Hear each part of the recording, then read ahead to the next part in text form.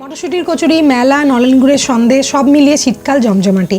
তবে আমাদের মতো মায়েদের জন্য আরেকটা জমজমাটি জিনিস আছে এই শীতকালে, সেটা হচ্ছে বাচ্চার ঠান্ডা লাগা, কফ, সর্দি, কাশি।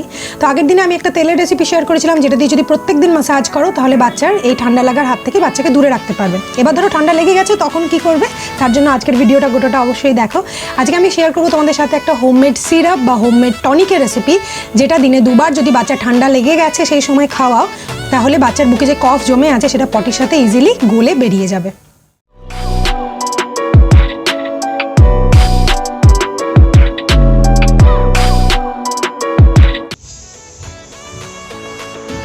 বাবাই বাবাই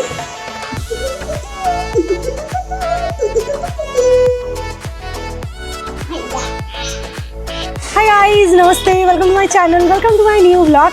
এখন থেকে যা ব্লগ তোমরা দেখবে সমস্ত কিছু ব্লগ, মানে যতদিন শীতকাল থাকবে প্রায় সব ব্লগ আমি ছাদ থেকেই শুরু করবো, কেন এত সুন্দর রোদ। বাই দ্য ওয়ে, এখন বাজে 11:30, আর আজকের ব্লগটা এখান থেকে এই সময় থেকেই স্টার্ট করছি। কি বলো এবার, বলো কি বলছো, বলো দেখি তোমার কত দম, বলো। ও ঢুকতে পারবো না।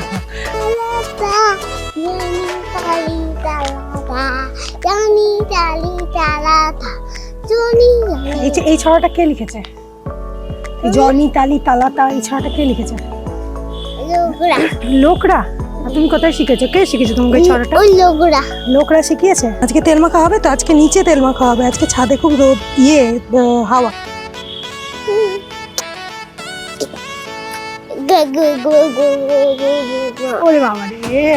হ্যালো। আজকে ছাদে প্রচুর হাওয়া দিচ্ছে, নইলে ছাদেই শীতকালে রোদেই ওর ম্যাসাজ করা হয়। এত হাওয়া দিচ্ছে, রাহুল ওকে ছাদে নিয়ে গিয়েও আমরা আবার ফেরত নিয়ে চলে এলাম। আর আজকে আমি ওর ম্যাসাজ করবো। রাহুল আজকে বেরোলো, তো রুমের মধ্যেই করছি। আর এই যে এটা দেখতে পাচ্ছ, এটা হচ্ছে ড্রাই শিট।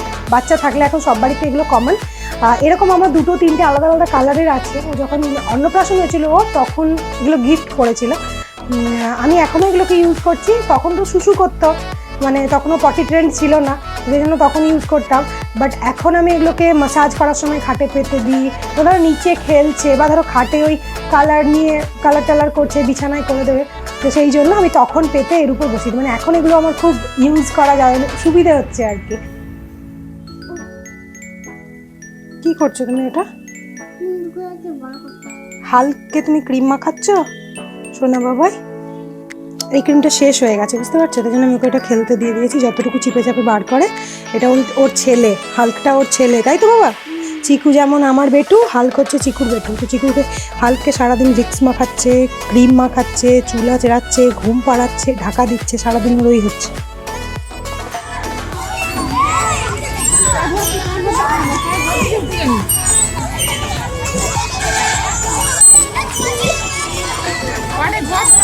বাবা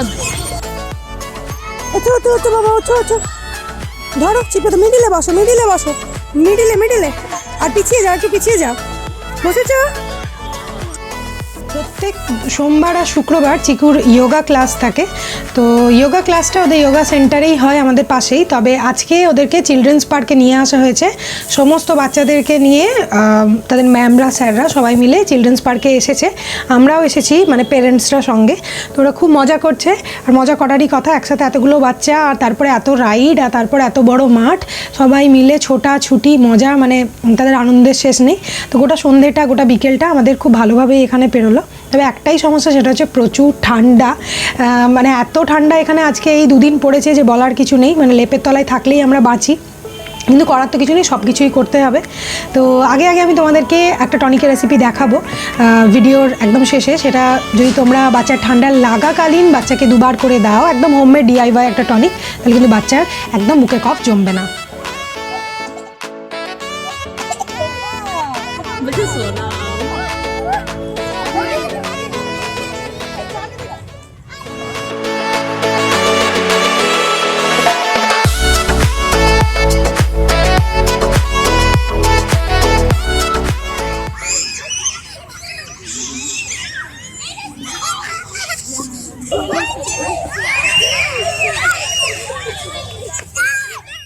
এখন আমি তোমাদের সাথে শেয়ার করব হোমমেড DIY খুবই এফেক্টিভ ম্যাজিক্যাল একটা টনিকের রেসিপি, যেটা বাচ্চার বুকে যদি কফ জমে গেছে অলরেডি, তাহলে তোমরা দিনে সকালবেলা একবার আর রাত্রেবেলা একবার 1 চামচ করে যদি বাচ্চাকে খাওয়াতে পারো, তাহলে কফ কিন্তু 2 দিনের মধ্যেই পটির সাথে গলে বেরিয়ে যাবে।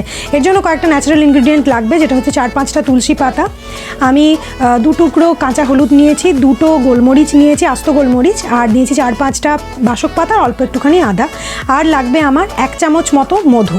মধুটা কিন্তু খুবই ইম্পর্ট্যান্ট। তো 1 চামচ মতো মধু নিয়েছি। এবারে আমি আদাটাকে আর কাঁচা হলুদটাকে একটা ছোট হামাল দিস্তাতে রেখে অল্প একটুখানি থেতো করে নেবো। খুব বেশি করা দরকার নেই, অল্প একটুখানি থেতো করে নিলেই যথেষ্ট। এরপর গ্যাসটাকে জ্বালিয়ে নিয়েছি, একটা সসপ্যান বসাচ্ছি গ্যাসের ওপরে, আর ওর মধ্যে ছোট গ্লাসের 1 গ্লাস মতো আমি জল দিলাম, ঠান্ডা জল। এবার আমি পাতাগুলোকে, মানে বাসক পাতা তুলসী পাতাটাকে ছিঁড়ে এর মধ্যে দিয়ে দেবো। বাসক পাতা তুলসী পাতা ঠান্ডা লাগাতে একদম দারুণ কাজ করে। প্রত্যেকদিন সকালে যদি 4টে তুলসী পাতা চিবিয়ে খাওয়া যায়, তাহলে কিন্তু ঠান্ডা লাগার সমস্যা থেকে অনেক দূরে রাখা যায় শরীরকে। তবে বাচ্চারা সবসময় চিবিয়ে খেতে পারে না, সেই জন্য এই রেমেডিটা খুব কাজে লাগে।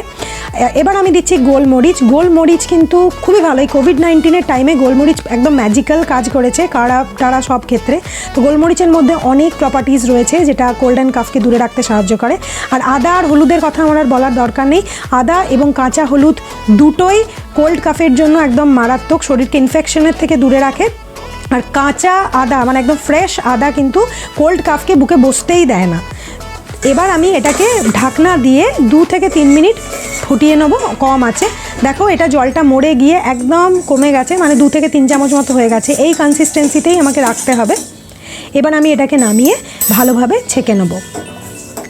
একটা স্ট্রেনার দিয়ে আমি এটাকে ছেঁকে নিচ্ছি, আর এর মধ্যে যে পাতা টাতাগুলো আছে সবগুলোকে আমি চিপে চিপে রসটাকে বের করে নেবো। 5 থেকে 6 মিনিট লাগবে, তার মধ্যে এটা রেডি হয়ে যাবে। এবার আমি এর মধ্যে দিচ্ছি মধু। মধু এর টেস্টটাকেও এনহ্যান্স করবে, মানে গোলমরিচ দেওয়ার জন্য একটুখানি ঝালঝাল হয়ে থাকবে এটা। আর গোলমরিচটা খুব দরকার, কেননা বাচ্চার এই সময়তে গলাতে খুব প্রবলেম হয় ঠান্ডা লাগলে। আদা আর গোলমরিচ কিন্তু গলাকে, মানে সোর থ্রোটকে ক্লিয়ার করতে খুব হেল্প করে। তো মধুটা আমি এর মধ্যে মিশিয়ে দিয়েছি। মধুর মধ্যেও অ্যান্টিব্যাকটেরিয়াল প্রপার্টিজ রয়েছে, তবে 1 বছরের নিচে বাচ্চাদেরকে মধু কখনোই দেওয়া উচিত না। বাচ্চা যখন 1 বছরের বেশি হয়ে যাবে, তখন বাচ্চাকে অবশ্যই মধু ইন্ট্রোডিউস করা উচিত।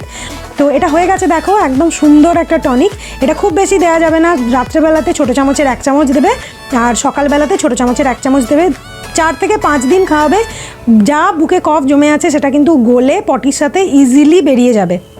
তোমরা করে দেখো, এটা খুবই এফেক্টিভ।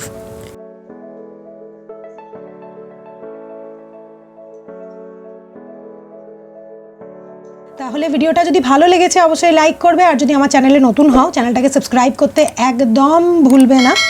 এটা তোমাদের কাছে আমার একটা রিকোয়েস্ট। আরও নতুন নতুন এই রকম শীতকালীন ভিডিও নিয়ে আমি আবার আসবো, তো অবশ্যই চ্যানেলের সাথে থেকো। তাহলে চলো, টাটা, ভালো থেকো।